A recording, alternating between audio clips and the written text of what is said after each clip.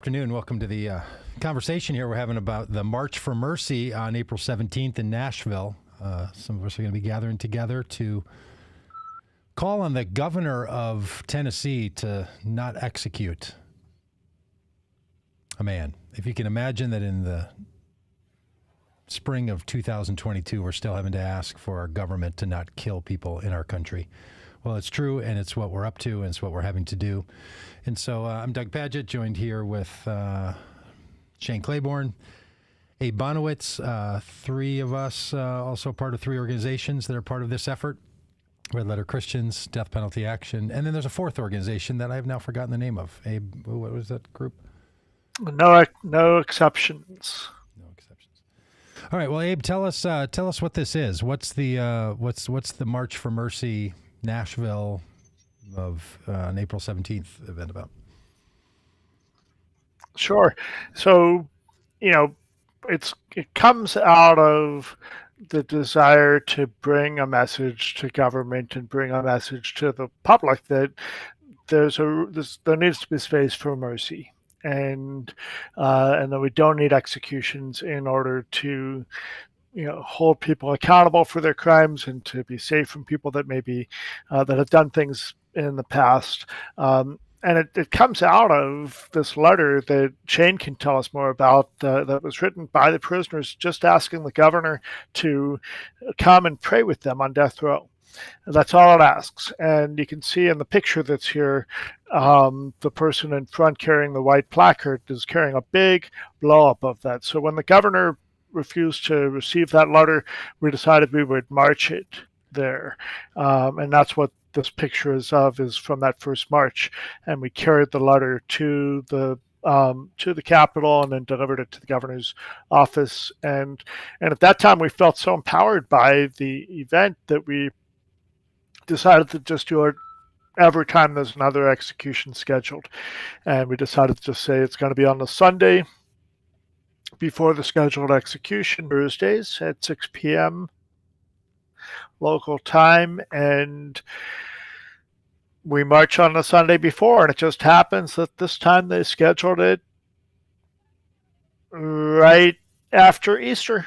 So we get to march on Easter. And, being Jewish myself, I was like thinking we'd have to figure out the schedule. And I said to all these people who are prison ministry people, what are we going to do? It's Easter. We would never have do something like this on a major Jewish holiday. So I just assumed, and I had to go back and negotiate with her. I'm not going to be here this Easter. So that's what it is. We're marching on Easter, and it's going to be amazing because of what we're adding to it, because it's a special day. And we'll hear more about that today, but that's the nutshell of it. It's a 9-mile walk. It's a mostly flat path, or with minor,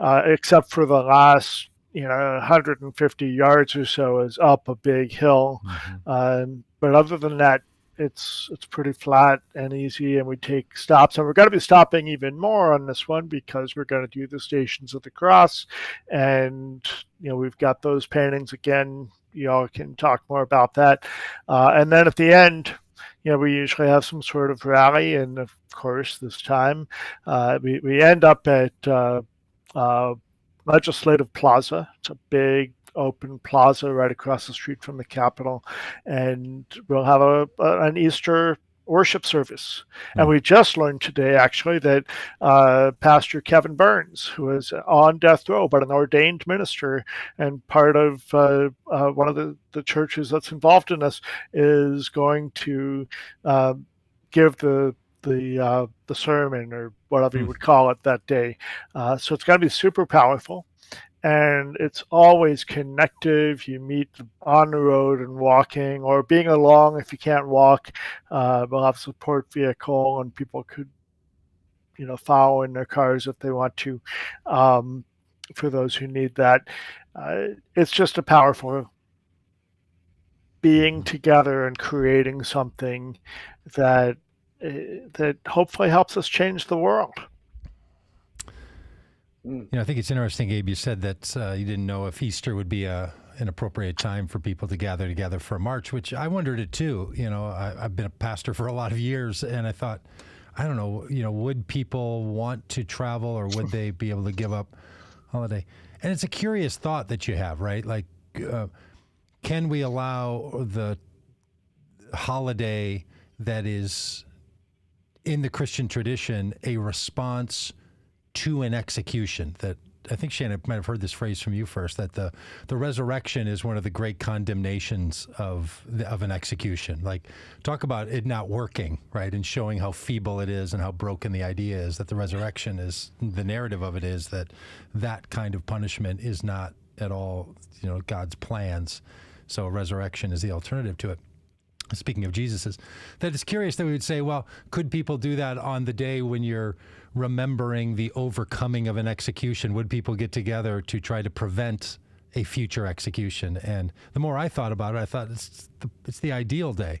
Fortunately, I don't have church obligations that Sunday, so I could leave. I know that a lot of other church leaders feel really torn because that's, an important day for them to do things. But anybody who can show up in Nashville outside the Riverbend prison to walk all the way to the state capitol, those 9 miles, or any part of it, we'd love to have you.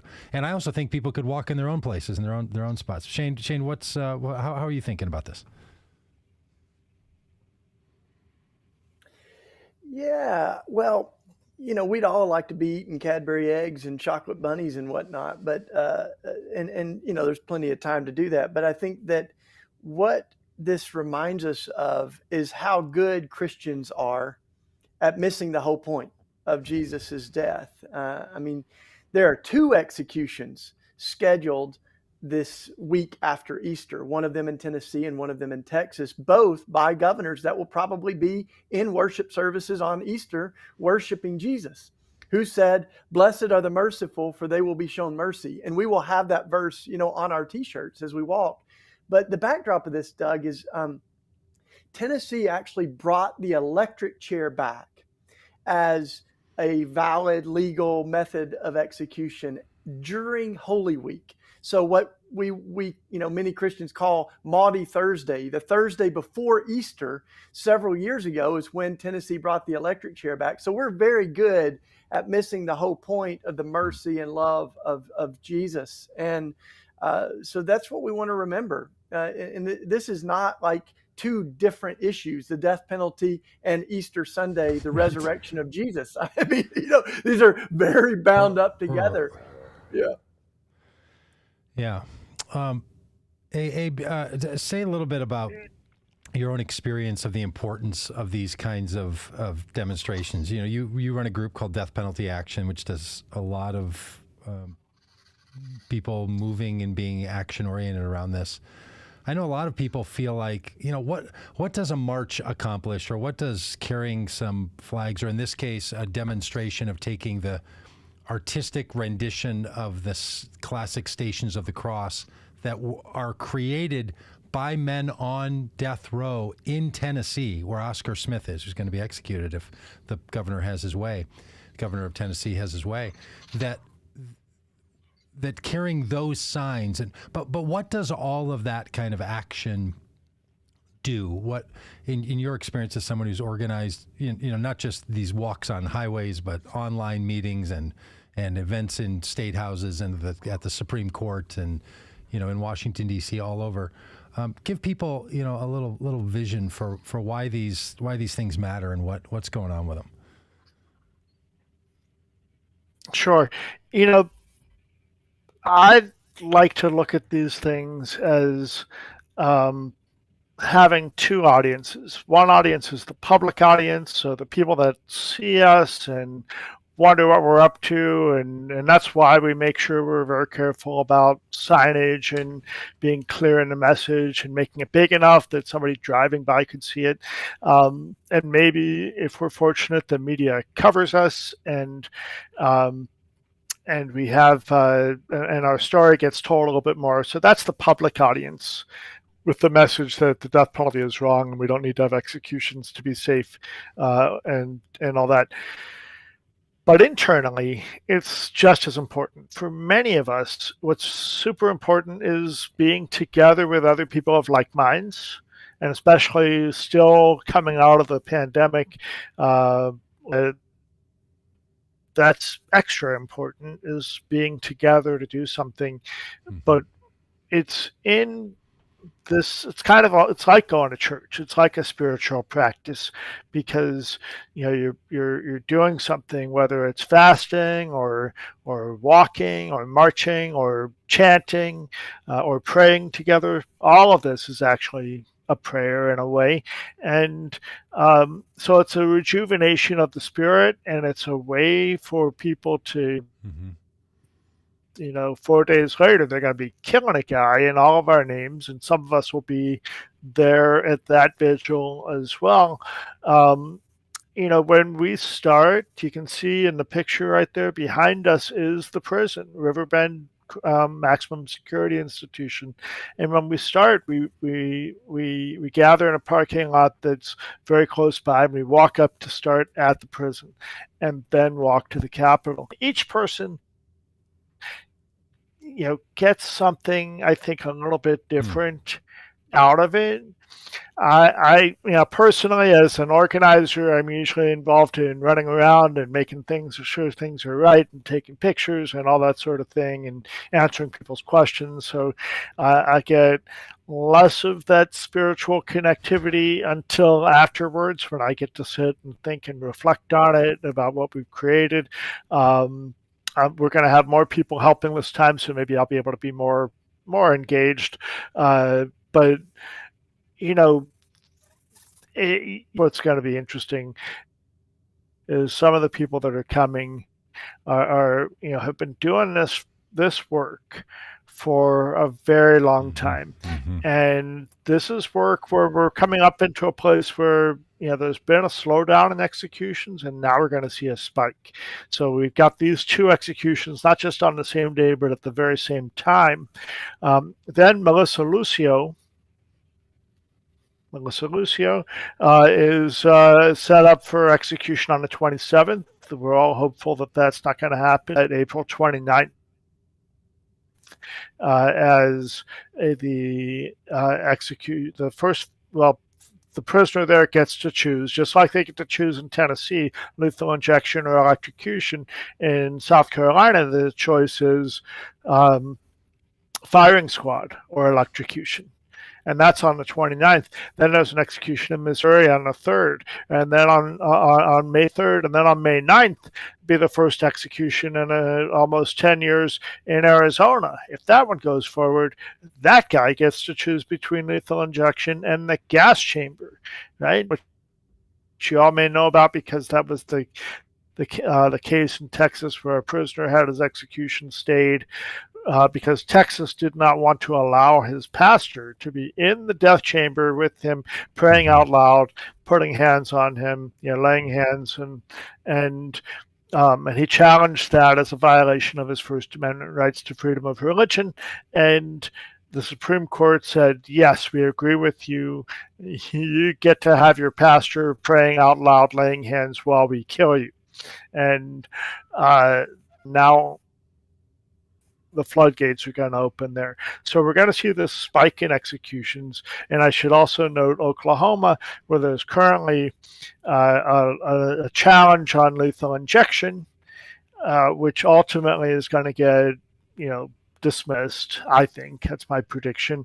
But that's holding up the execution of 31 prisoners who have exhausted their appeals, allegedly, if you believe what the state says. 31 people ready to get execution dates just as soon as this technicality gets pushed aside. So it's also a time to gird our loins, to be together and spiritually connect and spiritually say to each other, I'm ready for this struggle, and we're in it together. Shane, you and I have been to the Riverbend Maximum Security Institution. You've been there more times, Can you talk about the men there, and can you say something about the artwork that they've created that we're going to have the privilege of carrying along with us?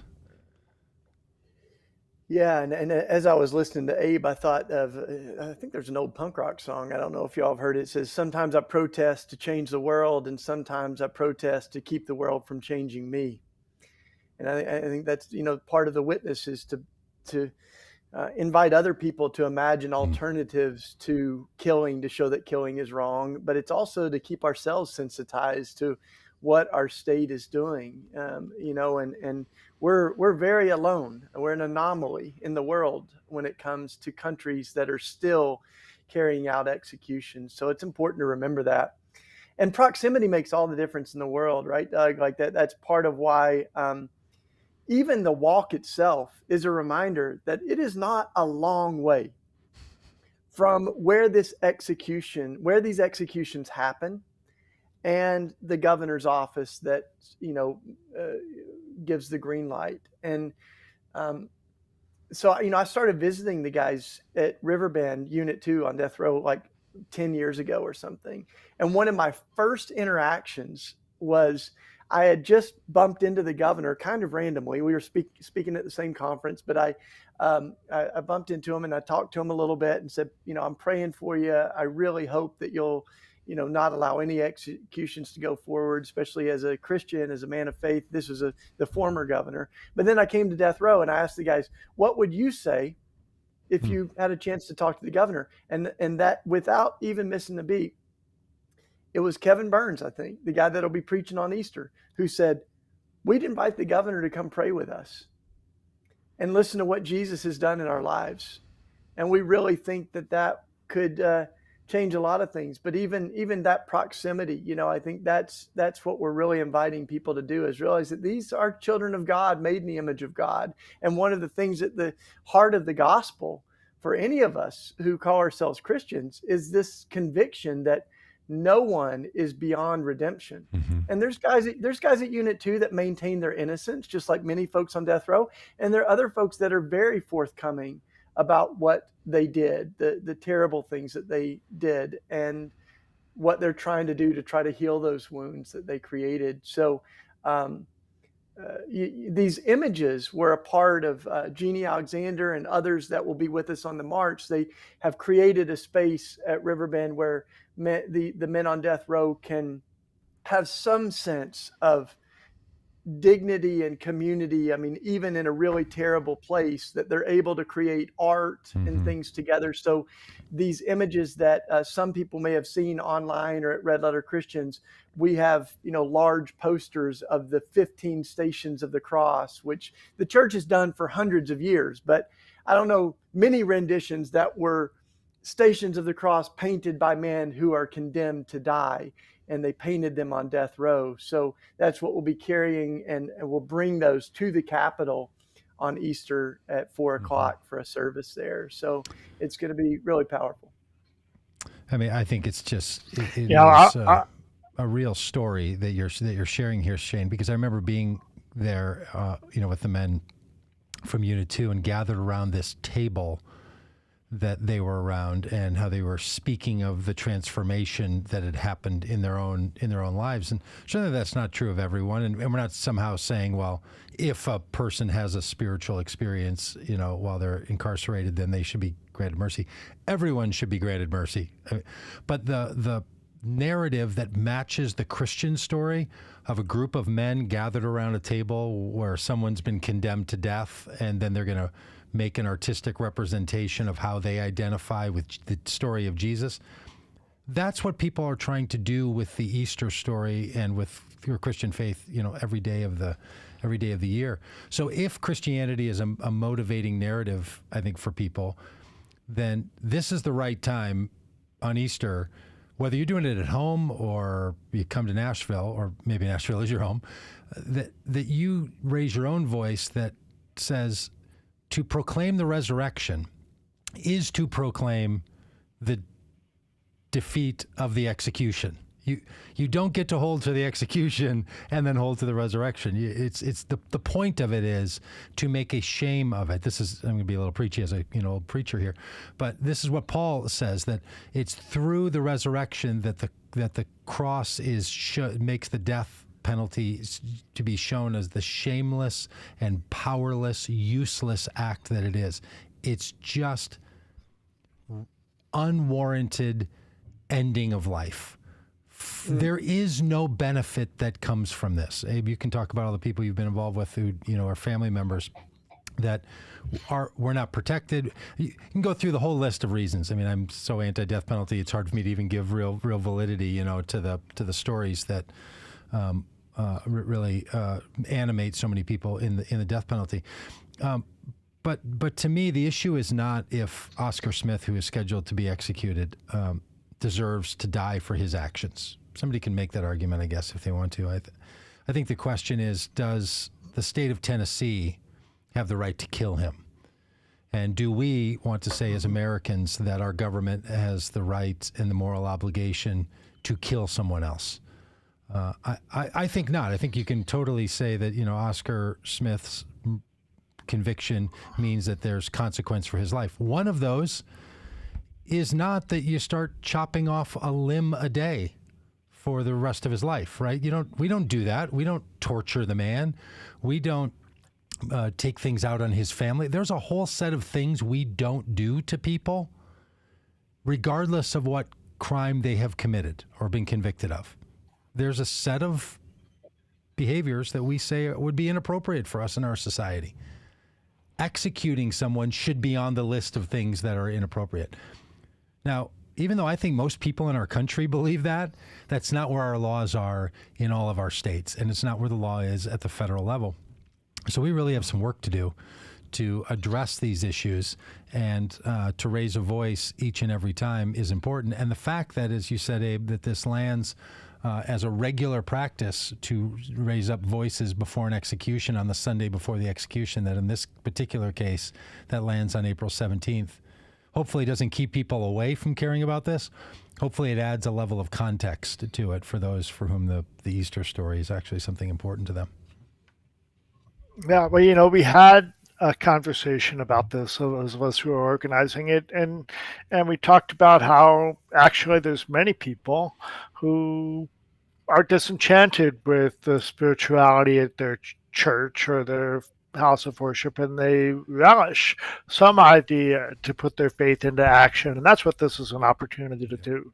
And I want to note, it's also Passover. It'd be the second day of Passover after the night before was the second Seder, and it's also Ramadan, in the middle of Ramadan. So there's a lot of different spiritual practices that'll be happening. Of advisors along with you two, Yeah. and is also the founder of L'chaim, which means to life, L'chaim, Jews Against the Death Penalty. He commented on one of the Facebook postings here, I think on Death Penalty Action. Yeah, he said, this was back when I was talking about why we do it. He said, when Rabbi Abraham Joshua Heschel was asked upon his return from the 1965 Selma to Montgomery voting rights march with Dr. Martin Luther King, they asked him, did you find time to pray? And he famously answered, I prayed with my feet.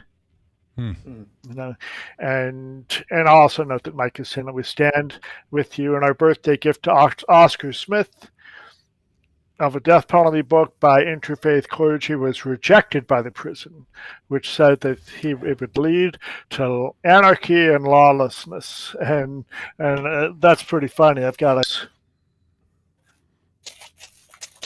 by people who stood outside the prison in Terre Haute when we were doing all the federal executions.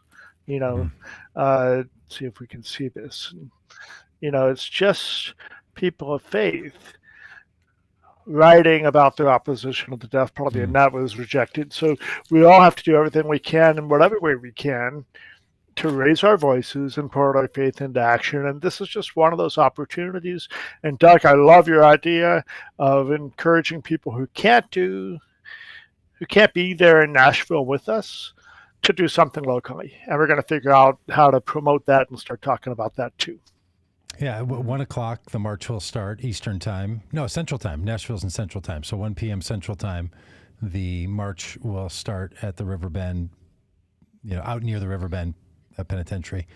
He can't be on the property, and this wouldn't be there. And then we'll have a service at 4 p.m. at the state capitol. So in that window of time, 1 p.m. to 4 p.m. Central, we invite people around the country to go on your own walk. I don't know, maybe you just decide you're going to walk with some family members, or maybe your church is going to have an outing, or you invite a few people, or you get on a phone call or a FaceTime with some people around the country who care about these issues, and you do your own walk and say your own statement and raise it. Maybe you make a social media post out of that, or just send a text message to some other people to recruit them into thinking about these issues as well, and to allow this, Easter to be a time of commentary and condemnation of executions.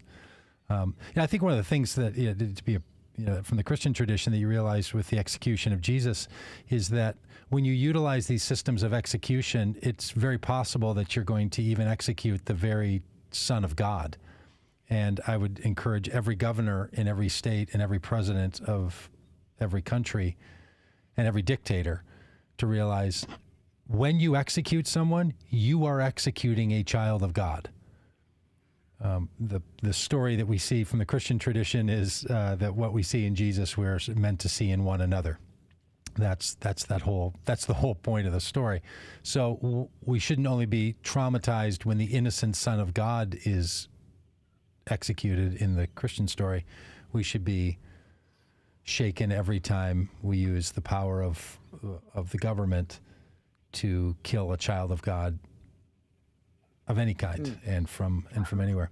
Hey, we're also going to have the common hymnal people with us. Shane, do you want to say something about who they are and what they've been up to, and we'll play some of the music that'll be part of this march and this walk?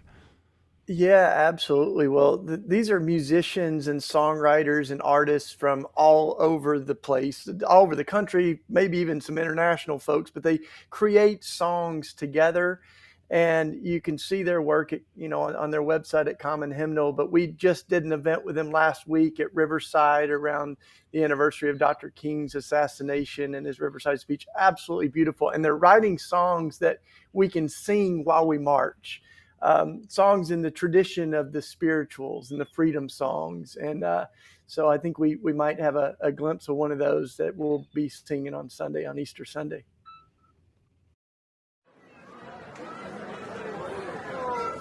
We out here. We out here. Love is what we're fighting for. We ain't got to die no more. Love is what we're fighting for. We ain't got to die no more. Love is what we're fighting for. We ain't got to die no more. Love is what we're fighting for. That's a great one. I'm thrilled to be walking some of those 9 miles and saying that song, that love is what we're fighting for. It's the real question is, can a society operate out of a context of love for one another? Can our criminal justice system, can our military efforts, can our political system and our economic system, can it actually organize itself out of a love impulse in all that it does? Can love become the criterion by which we operate? Or is that only possible for individuals, for families, for special sub-communities of society? And at some point it gets to be, society is too complicated, and we just have to, ask that great old question, what's love got to do with it? I think love can be the driving force. And if you do, then I think, one has to say, I think to love your neighbor and to love one another includes not killing each other. And personally, I think that means you don't kill each other irrespective of what someone has done. Everyone I know would say, don't kill the innocent. Of course, we don't kill the innocent. That's universal. Then we're going to have a debate about, should we kill those that you consider not innocent? Well, that's an interesting conversation. And when you're on Easter Sunday, that's a good one to have. It's a good conversation to have, is do we have a different obligation to those that we consider not innocent? Because what it will do is make you ask yourself, on what standards and by what violation is someone no longer considered innocent? So I can't wait to walk on that road and to say love is what we're fighting for. And if people want to know what the alternative to the death penalty is, I don't know. Love's a pretty good starting point. We're gonna play one more of their songs. But Abe, Shane, you want to say anything about that one? Well, this one, I think the one that we're going to hear now is another collaboratively written song. There's lots of great songwriters, right? Yara Allen with the Poor People's Campaign has written, somebody's been hurting my brother and it's been happening way too long and I can't be silent anymore. And we were talking about that together with Common Hymnal, and they've crafted a few songs that were kind of inspired by that. So I think that's the next one we're going to hear.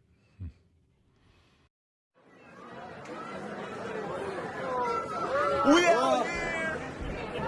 We out here. Brother,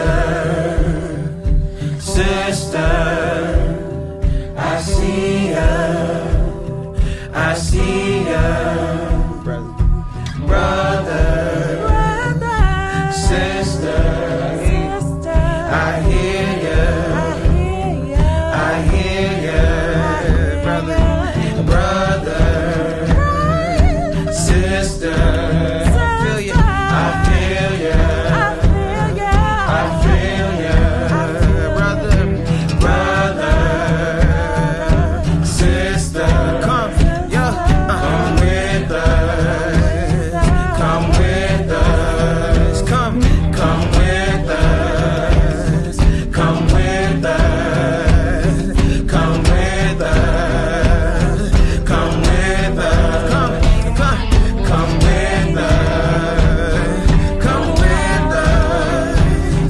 Come with us, come with us, come with us, come with us, come with us, come with us, come with us, come with us.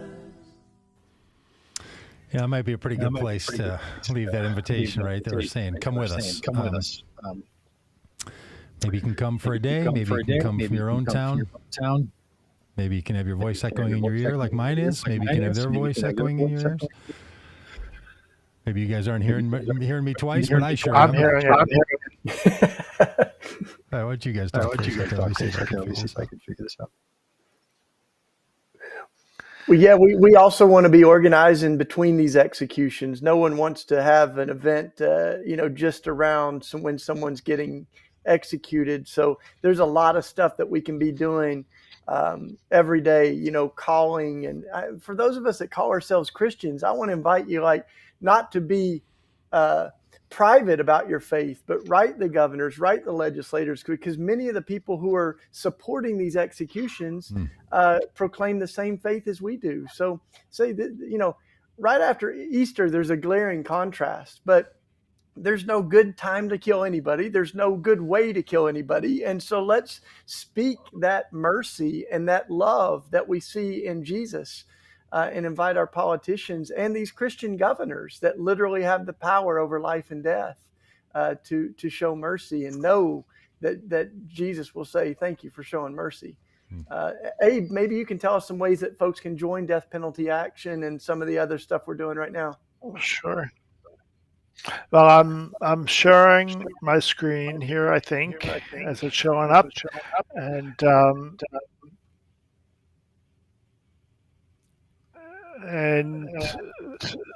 can you see it? No, but I think that's where we're getting the I'm echo having from. trouble looking at it. Let's just go ahead and tell them about it. I would just let's see here. How do I stop the share? We're There we making are. share. Charge to stop. Okay. Has the echo stopped? No, it's happening on your end. Let me just see if I can figure it out. All right, I'm just going to mute you for a second there, Abe. So I'm getting it too. So I think it's time for us just to say, hey, go to deathpenaltyaction.org. You'll see the link there for March4Mercy. May love be a reverberating echo in your ears and in our streets. May it just keep echoing love. You're the only Hallelujah. one not echoing, Shane. I don't know how you make that magic happen, but you figured it out. Well, look, this is ongoing work. Abe, Shane, thanks for all your organizing of this. It's really, really important and really great. So, all right, the echo's gone now. I think it was actually coming from your channel. Am I still echoing? No, you got it. You're fine, Abe. If you want to share something. So what I wanted to say is just I was going to show you at deathpenaltyaction.org. Right at the top, there's a links to different things, including petitions to help stop executions, and all of the ones that we talked about and more. There's action you can take on the federal death penalty. There's a link straight to the Free Melissa Lucio page, and we can talk about Melissa Lucio and that case, which is a big, big thing right now. You've probably heard about it in the media. And also, there's the March for Mercy webpage, which is something that continues to evolve. It explains everything. It gives you the details. There's a button to register with it. There's also information about sponsoring the event, and anybody that makes a donation at whatever they'll send you. Doug, I sent you the artwork in an email here, finally uploaded. You could put that up and share. I wanted to show that when Shane was talking about Jesus being executed and all that, because it's a picture of Jesus in the electric chair. And that's the T-shirt that we've organized and are creating, and that's available to people who want to help sponsor this, and you can be walking out with that, but we won't be able to get it to you. And those are some of the things. The place to be is deathpenaltyaction.org, and there's lots of different ways to engage. We're bringing you back on, Shane. There you go. That's right. Well, we'll see y'all. Yeah, and let's keep fighting for life. I mean, it is an interesting time where a majority of Americans want to see the death penalty abolished. They want to see alternatives to it. Tennessee it's my home state, and I know it will be so much more beautiful after we stop executing people. So find out what's going on in your state, because this is a statewide by state campaign as well as a national campaign for abolition. We're also asking Joe Biden and the administration to demolish the federal death chamber in Indiana. So there's a federal battle to abolish and demolish the death chamber in Indiana, and there's also a statewide campaign for mercy and grace and alternatives to the death penalty. So we'll see y'all on Easter. Join us in person or online. Thanks, Doug, for the conversation today, bro. Right. Hey, see y'all. Thanks, Abe.